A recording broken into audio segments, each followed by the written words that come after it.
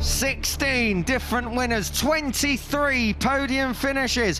What will be 78 races by the end of this weekend and countless last lap battles. It's been special in MotoE. For one final qualifying shootout, you join myself, Kiko Giles, Neil Morrison in commentary, as well as Elliot York in pit lane. The November Portuguese weather has been anything but the cliches of the Algarve in summer. And just in time for one last hurrah in MotoE's qualifying, the heavens have opened. You can see the track temperature might be a chilly 21 degrees, the air temperature just around 14, but it's that on your screen that we can see, and I'm not talking about the tree, the rain, the drizzle, the mizzle, which has engulfed this circuit all afternoon. But finally, at the end of the day, just as MotoE were thinking they'd got away with it, they haven't. And this is going to be one heck of a Qatar Airways Grand Prix of Portugal MotoE qualifying. It has been remarkable. This season has seen it all.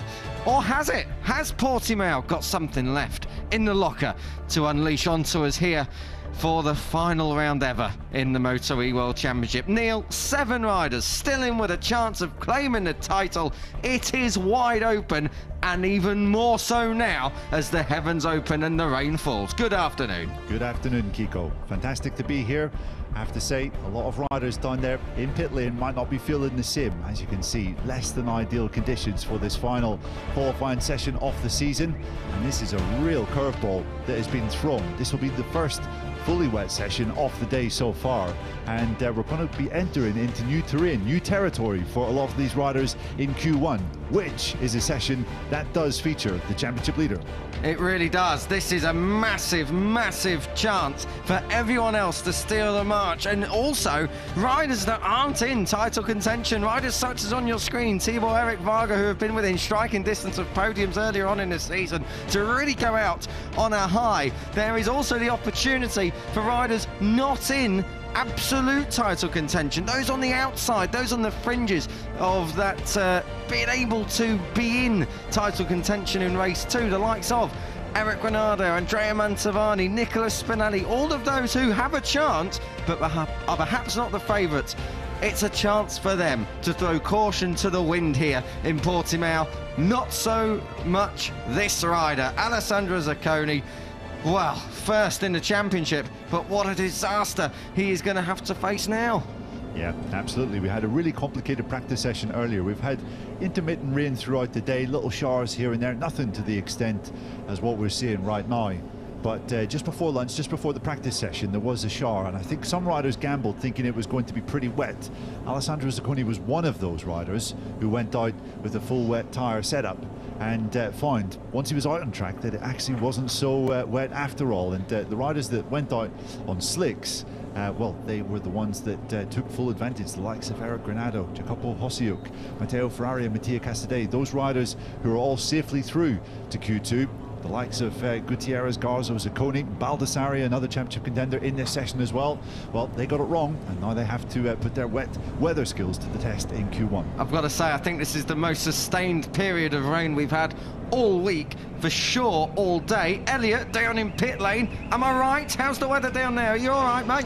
Yeah, all good, gents, thank you. Good afternoon to everyone. Yeah, it definitely is the most sustained sort of wet weather we've had all day, and to be honest, if you look at the skies, especially where I'm from, we've had sort of a few dark clouds here and there and scattered rain, but this looks like it's here to stay. It's only light drizzle at the moment though, so conditions won't be too bad, but we don't want it to get any heavier because then we might see potential delays. But as you can see, the riders are heading out on track, which is good news. A tentative couple of laps coming up while they work out the conditions. Absolutely. Cheers for that, El, and stay safe out there in the rain and the mizzle of Portimao and the Algarve. We're looking at Jordi Torres. He's gearing up to head out to the track, but I've got to say, as we see our first riders already venturing out, we are green on this one. Lorenzo Baldassarri finds himself down here in Q1, along with Alessandro Zacconi, your championship leader. Hector Garzo, your outgoing champion, who is on your screens right now, will be looking to try and bag a first victory of the season. He is not in title contention, and keep an eye on the likes of Andrea Mantovani, someone a little bit bigger, a little bit heavier, who could perhaps make the difference in these very tricky conditions. Neil, this is our first first look at the track as well since MotoGP's practice ended, and it doesn't look great, does it? It looks very, very tricky out there. Yeah, the weather really has closed in. It's quite murky out there, and the rain is falling as heavy as any point in the day. In fact, heavier, I think, than any point we've seen so far. And it is absolutely no question that it's a full wet setup for this session. And what pressure for the likes of Baldassarri, for the likes of Alessandro Zacconi and Andrea Mantovani, who are inside that championship fight, to be going out in this session. You've got essentially 10 minutes to get up to speed in wet conditions, and essentially your championship hopes are hanging by a thread and dependent on what you can do right now. And of course, there's only 2 places to move through into Q2, so at least one of Zacconi, Baldassarri and Mantovani are going to be very unhappy, at least one, because we've seen the likes of Tommaso Occhi. He's been good in tricky conditions earlier on. Tibor Eric Varga is very, very fast.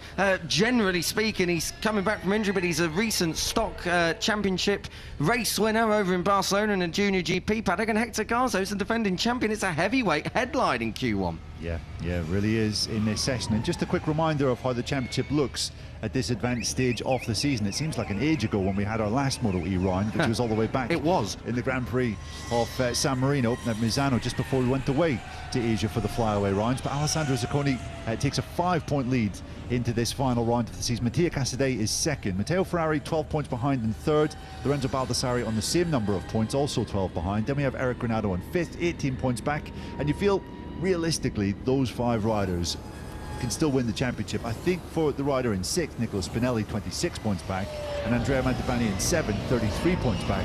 We're looking at minor miracles need to occur for those riders to emerge with the championship trophy this time tomorrow. I think so, and they're the wrong side of 25 points back as well. They could automatically be eliminated tomorrow if they have a fall or whatever, so it's not all in their hands. Tibor Varga is just trying to come through on that looked like Tommaso Occhi to me. Indeed it was. As Lorenzo Baldassarri really don't want to be on the white lines or on the curbs down here. This is one of those pinch points down into towards turn 5.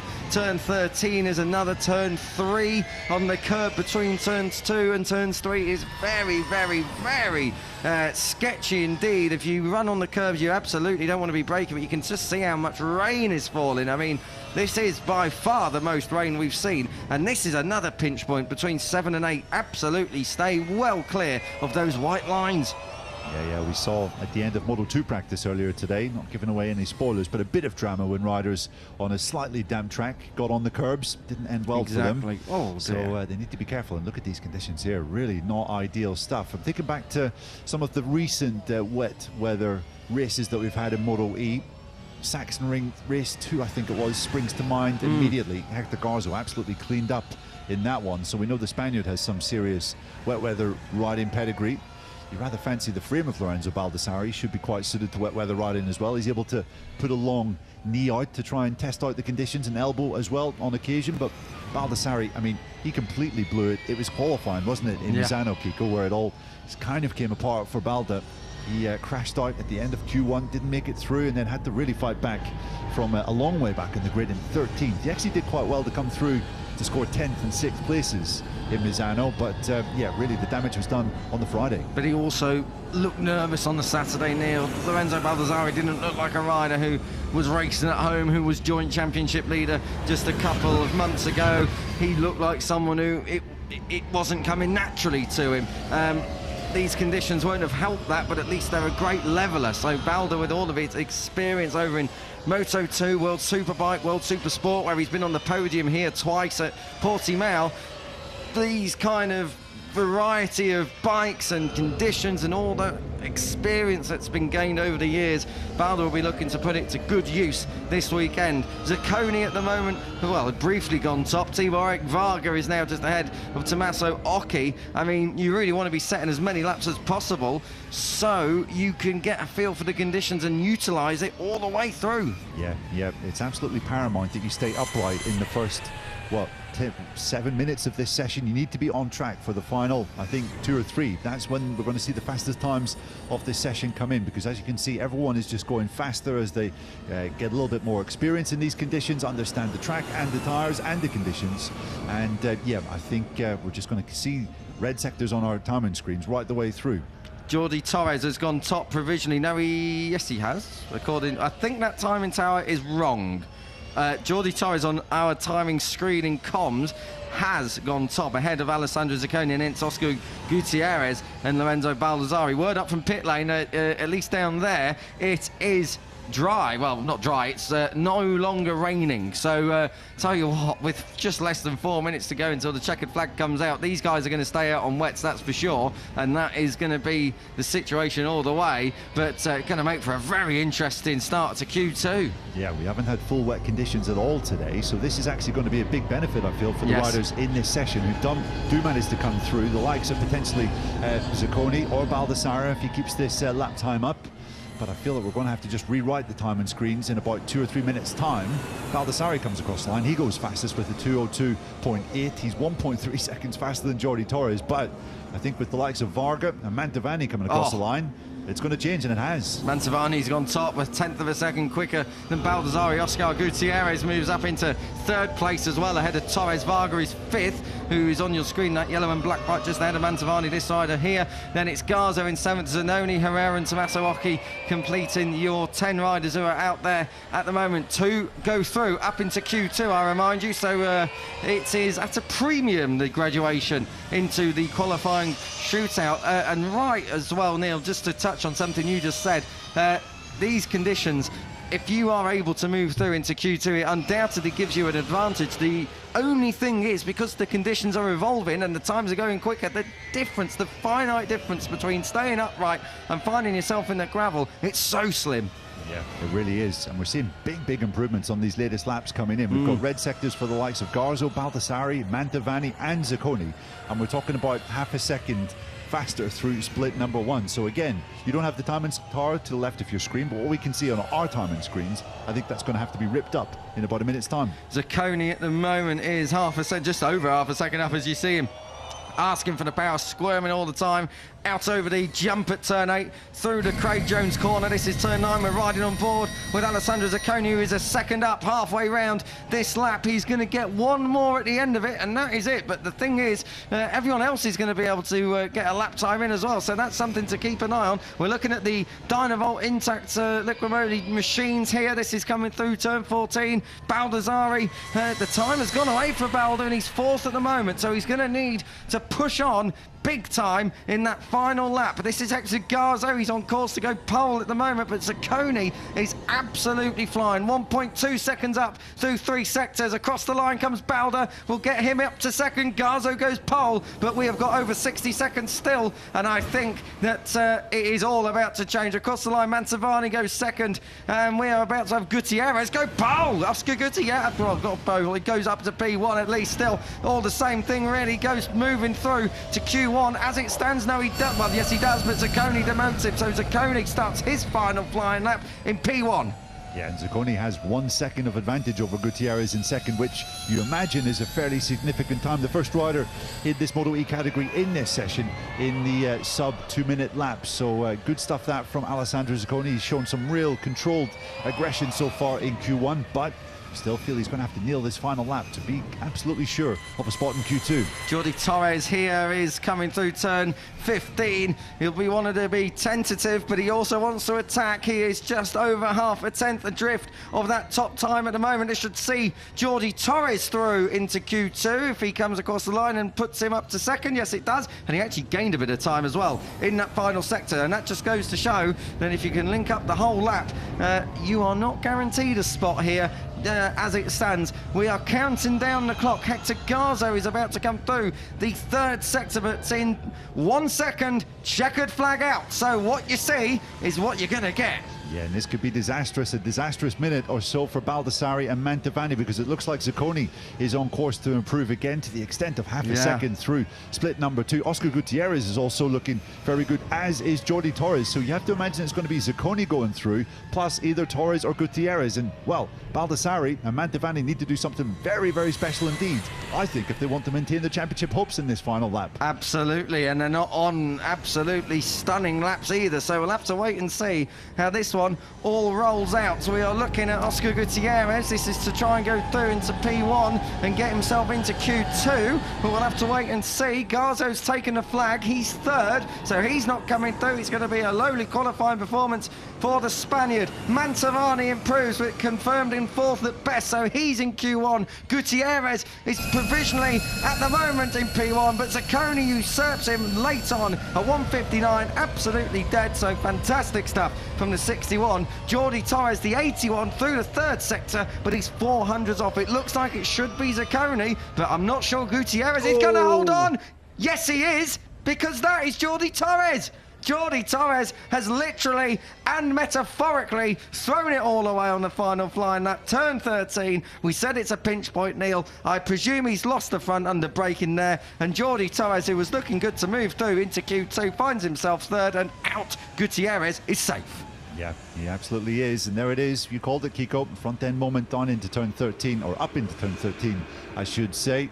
Just asking for a little bit too much, and I don't think he was troubling Zacconi's time with that lap, but he may well have jumped ahead of Gutierrez into second position. But yeah, disappointing stuff for Jordi Torres. It's not going to be, you have to imagine, a victorious end to his life in MotoE championship, which he has won on 2 occasions, more than any other rider in history.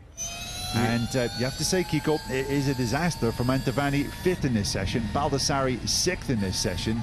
They will be what, 14th, 15th and 16th on the grid for tomorrow's races tomorrow. It's a real disaster, isn't it? Is it down there in 15th and 16th, or is it 13th and 14th? 13th and 14th. There we go. There we go. Just to make sure I'm not going more mad than I already am. Zacconi, the only hope now that Mantovani and Balda have is that this rider really does drop something in Q2, because Zacconi's through and he's now got a chance to put a lot of bikes between him and the chasing guys. A real disaster. Just elsewhere on the grid, we spoke about Tibor Varga. He is 7th in this session ahead of Maria Herrera, Kevin Zanoni and Tommaso Occhi. Good to see this rider though, Oscar Gutierrez, moving up through into Q2 and giving himself a chance to sign off the 2025 season and indeed his career in MotoE on a high.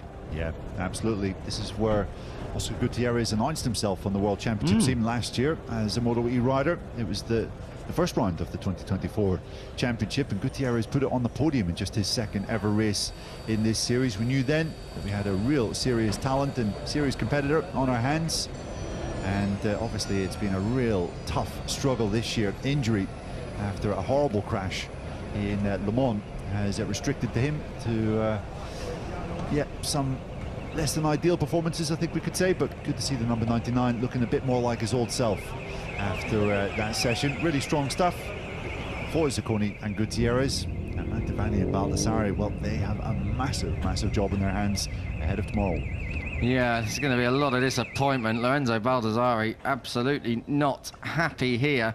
Well, there's not a lot to say, really, for Baldassarri, but he finds himself almost on the back row of the grid. He's a long way down. Kevin Zacconi, you can see there, just chatting to his team. That's Serafino Fotti on the right-hand side, team principal of the Aruba Ducati team that run this outfit over in World Superbike. And, yeah, they've had tricky conditions as well right throughout their season.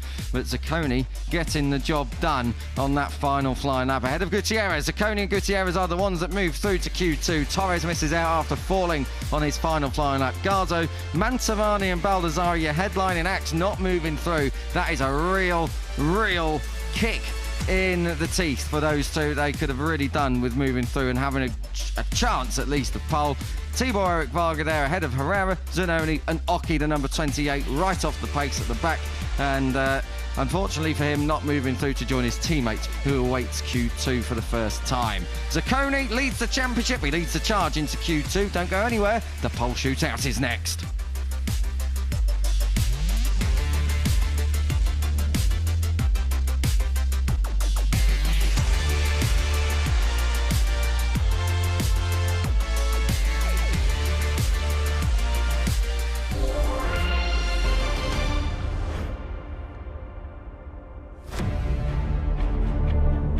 Well, after a rain-filled, action-packed Q1, we are in a drying out, but equally as dramatic Q2. It is about to get underway in the next few moments indeed. Alessandro Zacconi and Oscar Gutierrez going through into that Q2 session, and they're going to be joining our championship contenders without Andrea Mantovani and Lorenzo Baldassarri. They could not get out of that Q1 session. It is dark here, very, very dark indeed. The clouds have rolled in over the hills in the background, and really this track is wet. I'd be very surprised if we see anything other than wets in this session, even if a dry line does appear, but we'll have to wait and see. Of course, any red flag, any delay, and to give that track a chance of drying up is going to be getting on for being very, very tasty come the end of the next 10 minutes. You're in the company of Kiko Giles and Neil Morrison up here in commentary. Elliot York is down in pit lane, and I'm sure we'll be hearing from him very soon. As you can see, already through into Q2, Eric Granado, Jacopo Hosjuk, the Romanian rider, a fantastic job indeed. Matteo Ferrari, Mattia Casadei, Alessio Finello, Nicola Spinelli, Luca Bernardi, and Raffaele Fusco, who is automatically on for his best qualifying of the season, ahead of Alessandro Zacconi, our championship leader, and Oscar Gutierrez joining him, moving through. Neil, that session, it was decided right at the end, and I don't think it's going to be too indifferent here, coming up in Q2. Yeah, it is going to be a bit of a curveball for the majority of riders in this session and haven't been out in full wet conditions so far. We're about to experience that now as we see Jordi Torres making a rather sad way back to pit lane after crashing out at the end of Q1. Torres will not be featuring in this session, unfortunately, for the Catalan rider. But, well, for the championship, this rider most certainly will. Mattia Casadei finds himself second in the championship, 5 points in arrears of Zacconi. And I don't know, how many riders you putting in the championship fight, Kiko? I see 3 as serious challengers. Zacconi, Casadei and Ferrari are your top 3. Potentially, I see the champion coming from one of those 3. What about you?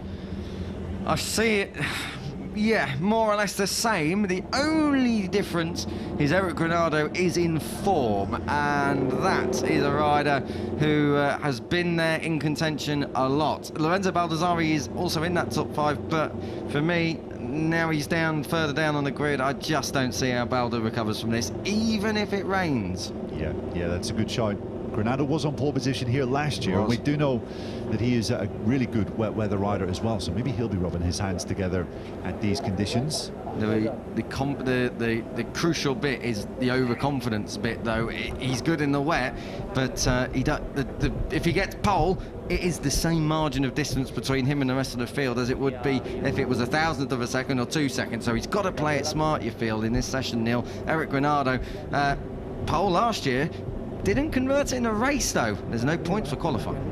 Yeah. And you were right in saying that he's been informed, Kiko, after obviously a really troubled start to the year where he didn't score in either of the first 2 races, then came back heroically soon afterwards with a pair of 7s. He's been on the podium at least in one of the races at each round that we've had since then. It has been nothing short of remarkable, given that accident that he had suffered back at Le Mans. Elliot, I hear you have a very unhappy camper in pit lane. Down to you. Yeah, down here with Lorenzo Baldassarri. Lorenzo, talk us through that session. You were just debriefing with your team. What's the feedback after a little bit of a difficult day? I think today was the worst day of our season, because it was very strange, all the condition changing. So this morning we were fast, but then in practice we missed the strategy, and we started in Q1. But I say it's positive, because if later is wet, I'm hot from the Q1, I can do very good in Q2. But I try to see the positive thing, but I was struggling a lot, because I just made one practice with this bike with the rain tires, and it was good, because in Le Mans I was very fast and I felt an incredible grip. But here I felt very low grip and I couldn't push, so I made the best, and this is what it is, and tomorrow is another day. How are you feeling for tomorrow? A big day, of course, the final 2 races of the season, chance of a title. What's the mindset now? For sure we need to cut one corner. I will try to find a way, never give up until the end. I think I can fight for winning, and okay, try to do the best start of the life and both races, and try to fight for stay in front. Thanks, Lorenzo. Good luck for tomorrow. Thank you, thank you. Well, he is going to need to cut a corner from where he's starting on the grid, and I've got to say, Lorenzo Baldassarri was right in thinking that if he gets through to Q2, it's a massive positive because he'll have the most recent track conditions, but the fact is he's not there. Yeah, and just thinking, Kiko, I mean, going into tomorrow's races, it really is going to be a bit of a lottery. We had one dry session at the start of today on Friday, but that was before 9 a.m. when conditions were pretty cool, pretty cold. Not really representative of what they'll be like at noon tomorrow, and then in the later afternoon when we have race 2. Then when we had practice this lunchtime, it was kind of half and half. Yeah. Dry enough for slick tyres, but certainly not dry enough to be pushing at the absolute limit. So we'll be going into tomorrow's races kind of with a big question mark over what a lot of riders' potential is in dry. MotoE going out in the only way that MotoE could go out. 7 riders still in championship contention is obviously not good enough. We need to have the most complicated weather and the most unpredictable of sessions to get us through to our championship deciding day tomorrow. Join us, please. It is going to be absolutely magnificent. 12:15 lights out for our first encounter, and it's 4 o'clock for the second one. Yeah, you definitely do not want to miss it. We've had some fabulous racing action in MotoE this year, and I have no reason to believe tomorrow will be any different. There's going to be lots of nerves, going to be lots of drama, I'm pretty sure, on the line. And one rider that might be a little bit peeved that we don't have full dry conditions is the rider here, number 40, Mattia Casadei, because earlier today in free practice this morning when it was fully dry, Casadei was 0.4 of a second faster than anyone else. Jordi Torres was actually up in second, but Casadei looked a cut above in free practice, and I think it's just a case of keeping things very calm, because we know what happened in qualifying last time we went out in MotoE. Of course, Kiko and Misano. It was a disaster, wasn't it? It was the latest in Mattia Casadei's ever-growing catalogue of errors in 2025. He could really do without a repeat performance of that this afternoon. I don't think we're going to get that. I think he's sensible enough to know what's on the line here. He is right in title contention, and he knows this place very well as well. Front row of the grid last year, and a double podium. P3 in race 1. P1 in race 2. So Casadei, a winner here in our one-year visit to Portimao. Whether or not he's going to be able to get in on the act tomorrow, and indeed in this session, because again, if himself and Alessandro Zacconi qualified downfield in this one, it opens the door massively to the likes of Matteo Ferrari and Eric Granado. Yeah, well, certainly does. So really interested to see just what Casadei can do on this particular lap. We had a 1 minute 59 seconds, and we've got a yellow flag out in sector number 2, and that is Matteo Ferrari has dropped it. Matteo Ferrari, that is at turn 4. A very unconventional accident there, of course, down on the left-hand side of the tyre, coming through after 3 consecutive right-handers at the start of the lap. Matteo Ferrari has gone down. Let's see what condition that bike's in, whether or not he's able to get it going, whether or not he's allowed to get it going, of course, as well. But Matteo Ferrari, well, after his win in Misano last time out, has suddenly come crashing back down, and that'll be yellow flags all over there at turn 4. And for as long as he's trying to pick that bike up, the yellow flags will stay out. They've gone in now, so all danger and caution is now out of the way in terms of that crash site, but a real disaster there for Matteo Ferrari and for everyone behind him, because that's lap cancellations. Yeah, disastrous stuff for Ferrari then. You could see he was trying to bang his left handlebar back into shape when he was picking his bike up. It remains to be seen as to whether he'll be able to continue in these final 5 minutes. He will need to continue in these final 5 minutes if he wants to be picking up the championship trophy tomorrow. Ferrari, 3rd overall, needs to make up 12 points to Alessandro Zacconi to at least be in with a chance of winning the championship, and well, that is not an ideal start at all.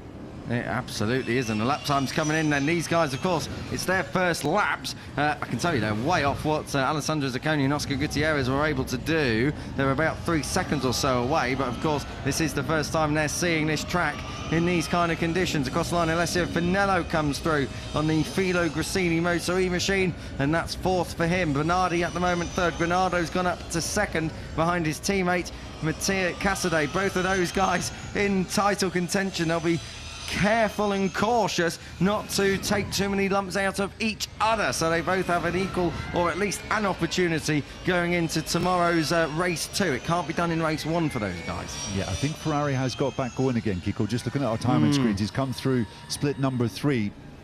So that is a good sign. It looks as though he is able to continue. I'm not sure if he's going to have to go into pit lane. Maybe Elliott can update us if he does at some point, but it looks as though Ferrari has just come across the line. So yeah, he's back out again and he's able to continue. Ferrari, I suppose at the moment he's just got to get on with it and bite the bullet right now, because going down pit lane, it's costing you valuable track time. You aren't going to be able to work out the grippy areas of this track, the optimal line around this track in the conditions, your braking marks and all the rest of it. Coming down the hill at turn 11 into turn 12. This is your provisional pole sitter, Mattia Castellet, 1.4 under what he's been able to do so far, but that's still going to be a little bit off what the others were doing earlier on in Q1. Zacconi and Gutierrez, they're obviously still in the pits waiting to go out. Jacopo Hosjuk is in the final sector and is about to come across the line to set his first effort. But at the moment, Castellet and Granado in an LCRE Team 1-2, and Luca Bernardi in that P3 on the Aruba Cloud MotoE machine. He's been here, of course, back in World Super Sport and all kinds of classes back in the past, so keep an eye on the likes of Luca Bernardi. Nicola Spinelli, a winner here last year in a provisional pole sitter, but any longer. Casadei up there, 2-minute flat, 0.9. That's still a little bit off what they were doing earlier, so keep an eye on the likes of Eric Granado, who's about to come to the line. Is he able to improve? Yes, he does, and takes that provisional pole away with just over 3 minutes left to go. The lap times are going to continue to tumble. Yeah, it is pretty tense stuff here. We're all waiting to see which rider will blink first. Alessandro Zacconi on a decent lap here. This is his first flying lap of this Q2 session. He was able to do a 1 minute 59 flat in Q1, which suggests that he has plenty more in the tank still to give. You can see he's very much within range. And look at that, half a second under through split number 2. These conditions really might play right into Zacconi's hands, as he has prior experience in these wet conditions. Exactly, he's able to hit the ground running and pick up from where he left off early on in Q1. He just, you have to be careful not to be overconfident, as we sometimes see when you're moving through from one session to the other. Matteo Ferrari has come across the line, got a banker in, that is for P6. So Matteo Ferrari, after that fall, has at least got a time on the board. He's ahead of his teammate at the moment, even with a bent handlebar. Zacconi, 9 tenths under Eric Granado's time. I'm not sure that's going to be necessarily quicker than what he was able to do earlier on, though, Neil. Let's see what he's able to do in the final sector, but he seems to be gaining time all the way around this track. Alessandro Zacconi, your championship leader. He's about to set his first flying lap in Q2. He came from Q1 in P1 and he goes to P1 on a 59.800. That is a solid job indeed from Alessandro Zacconi, but the likes of Casadei, Oscar Gutierrez and Eric Granado are all acclimatizing to the conditions, and they are all looking to try and knock Zacconi from his P1 perch with 90 seconds on the clock to go. Casadei looking pretty good, but I think Gutierrez is the rider just behind we need to keep an eye on, the number 99. Casadei jumps up to second. In fact, yeah, it is second. Zacconi's pushed back to third as Gutierrez goes fastest, with almost the fastest MotoE time of these 2 qualifying sessions we've had so far, 59.1. Great stuff for Oscar Gutierrez, who I don't think has been on pole position so far this year. In fact, he hasn't. Eric Granado moves up into P2, lost a bit of time in that final sector. Oh, he's lost the front down into turn 1. That's going to be a big one. Oh, dearie me, Eric Granado. Well, thankfully he's caught in the gravel, but that is going to be an absolutely destroyed Ducati V21L.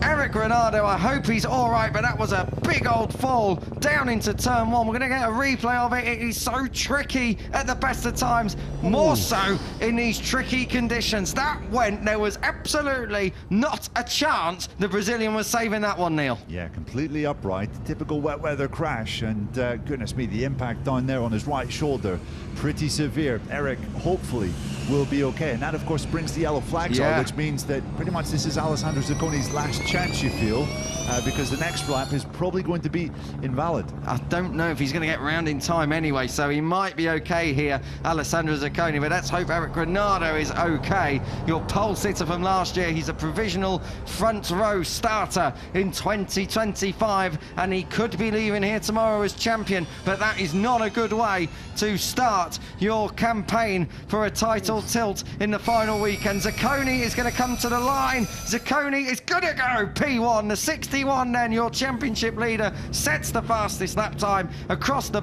2 qualifying sessions, and the Alessandro Zacconi 61 Aruba Cloud MotoE team Ducati goes in to P1, and that looks like pole for Oscar Gutierrez is still right there ahead of Mattia Casadei. So we're going to take them across the line. Does Gutierrez usurp Zacconi? Not this time. Casadei off of the front row, so a bit of a problem for the number 40. He'll go from the head of the second row. Spinelli second, moving up late on Raffaele Fusco. Fantastic stuff there. So the 77, well, you must like damp conditions, because he has put in his best qualifying performance of the year, up in 6th ahead of Luca Bernardi, who we can say the same there. Matteo Ferrari down in 8th, but is he able to improve late on? Yeah, he's still on a lap time here. I wonder if it might be affected by those yellow flags out at turn number 1. If it has been, then it will be crossed off. But Ferrari is looking, as it stands, at a big old task on his hands from the 3rd row, the middle of the 3rd row off the grid for tomorrow, especially considering he has 2 of his championship contenders starting from the front row and Mattia Casadei starting from 4th. That's a big old ask for Matteo. Oh, good to see Eric Granado at least on his feet. He's got a wry smile, and Eric Granado, well, thankfully, is walking away, and he looks pretty all right to me. So Eric Granado, well, this is exactly what happened just under braking. It's tricky down here, the weight transfer on any kind of bike down into turn 1. And Eric Granado, oh dear me, and that bike, it's coming in at some velocity. There is some energy being created when one of those hits the deck, and that bike will have absolutely bounced across that gravel trap and destroyed itself. So the number 51 has not given a nice Friday evening to his team, Neil, but he has got onto the front row at least. Yeah, that is the most important thing. Granado has put himself in with a decent shot for tomorrow's 2 races. But Alessandro Zacconi, the championship leader, it was looking so precarious, Kiko, after practice around lunchtime when he found himself outside of the top 8 positions going into Q1. But you feel that those conditions really did play into his hands. The fact that he was able to get some full wet weather experience in Q1 ahead of going into Q2, that worked in his favour, and he took full advantage of it, did the number 61.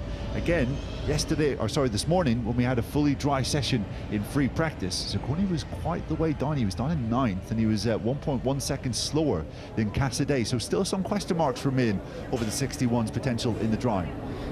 You do have that question mark, but we have it over everyone at the moment as well. So Zacconi's done his bit today, but of course it's points on Saturday in MotoE. He's done what he's needed to do so far, but you get the feeling that it's not going to be an easy run-of-the-mill Saturday for the number 61. The number 11 of Matteo Ferrari on your screen, well, he's going to be hoping that he's got his crash for the weekend out the way today. What a job he has done to get back up and get onto the middle of that 3rd row, but he will be ruining that. He's given himself a bit of a mountain to climb, but by no means insurmountable. Yeah, by no means insurmountable. Like Casadei, he is gunning for his 2nd MotoE championship victory tomorrow. And I guess it was a bit of a damage limitation job, wasn't it, when things were looking pretty dire when he was picking that number 11 Gresini bike out of the gravel at the exit of turn number 4. But 8th place, still 2 rows back of some of the riders that he really needs to beat. And we know that this isn't the easiest place to overtake around Portimao. So yeah, it's not an ideal session really, I think, in preparation for the number 11, who was of course victorious the last time we were out racing in MotoE at Misano. You've got to force it round here at Portimao, but I have no doubt that Ferrari is going to force it around here as he works his way back to the paddock, as we watch him go all the way through into the paddock, of course, back to the box. There we go, down now, Alessandro Zacconi, very, very happy with his pole. Team owner, team principal there in the background, Stefano Ciccone. He's right there, be looking to try and see if the Aruba squad can lift at least one World Championship in 2025. They came so close in Superbike, of course, with Nicolo Bulega, who of course is in the paddock this weekend, but they are leading the way in terms of the MotoE World Championship by the slenderest of margins, just 5 points split them. We will be getting ready to hear from our front row. I think we can start now. That looks like Oscar Gutierrez to me. He's P2 and goes from the middle of it and gives himself a chance to sign off on a high. Oscar, after a difficult year with injury, I bet that feels good to go from Q1 to the front row. Talk us through the conditions and how you're set for tomorrow's races. Today I'm not 100% happy because, you know, in the practice I was feeling so strong, but we did the wrong strategy, and I went with the rain tire, also with Saccone also. But you know, in Q1 I think today was the day to go before in Q1 and then go through Q2. And yeah, happy for this, but also it's a shame to finish the season because you know, after the injury,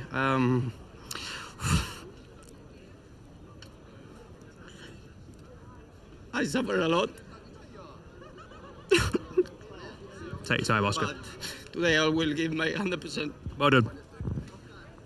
An emotional P2 there for Oscar Gutierrez, and it's easy to forget just the kind of injuries he went through earlier on this year, back at Le Mans when he was right in contention. But Neil, your top two in this session coming through Q1, and Oscar Gutierrez getting the job done. Yeah, absolutely. Felt a bit emotional there watching him choke up in front of Elliott. Obviously, it wasn't just that injury sustained in Le Mans. He had actually broken his wrist previously in Cota when he was deputising in Moto2, but he wasn't able to lay a glove on us Alessandro Zacconi in qualifying today. The championship leader is on pole position for the last ever MotoE finale, and he's with Elliott. Alessandro, Q1 to pole position, you're leading the championship as well. That was a massive qualifying in terms of tomorrow's races. Talk us through it and how you feeling. Well, amazing and unexpected. I was really sad after FP2 because we put wrong tire. We used the wet tire, but the track was dry. So I have to pass in Q1, and when I saw the rain, I say, oh, will be hard day, because normally I'm not very fast on wet. I need a lot of time to be fast, but now in this, well, today I put all myself in this quali, and the team did a great job because the bike was really good. But really, I'm super happy because I come from a difficult week where I was sick. I was not sure about my future, and also tonight I don't sleep because I still a bit sick with the stomach. But we are here and we will fight until the end. Good luck for tomorrow's races. Thank you very much. Alessandro Zacconi might be sick, but the opposition will be sick of the sight of seeing the 61, your championship leader, lead the charge, not just for race 1, and but also for race 2, and give himself the chance to get that title bagged. Yeah, he'll be looking to join Matteo Ferrari, Jordi Torres, Dominic Egerter, Mattia Casadei and Hector Garzo as winners of the MotoE World Cup or World Championship, as it has been in the last 3 years. Goodness me, Kiko, we are set for some serious action tomorrow. Obviously, no Eric Granado in Parc Ferme after he had that crash. He is okay, thankfully, but it does mean we will not be having an interview with the Brazilian. And it's set up pretty perfectly, you would have to say, for a fitting finale. Oh, it's definitely got my batteries charged. I don't know about yours. Thank you, Elliott, down there in pit lane. Thank you to you, Neil, as well. And, of course, thank you from me, Kiko Charles, for joining us for MotoE qualifying. What a final day we have got coming up for this MotoE World Championship. Not just 2025, but in general, it is the end of an era. But what an era it has been, and what style it is going out in. Alessandro Zacconi, Oscar Gutierrez and Eric Granado, your front row. Zacconi, Granado, Casadei 4th, Spinelli 5th. Next up, Matteo Ferrari in 8th place. They are your championship contenders within the top 10. You have to go down to the 13th and 14th for Mantovani and Baldassarre. But they chase the championship leader. Will this be the 61's day tomorrow? Find out midday, live, 4 o'clock for race 2 as well. You don't want to miss it. Goodbye and enjoy the rest of your day and weekend.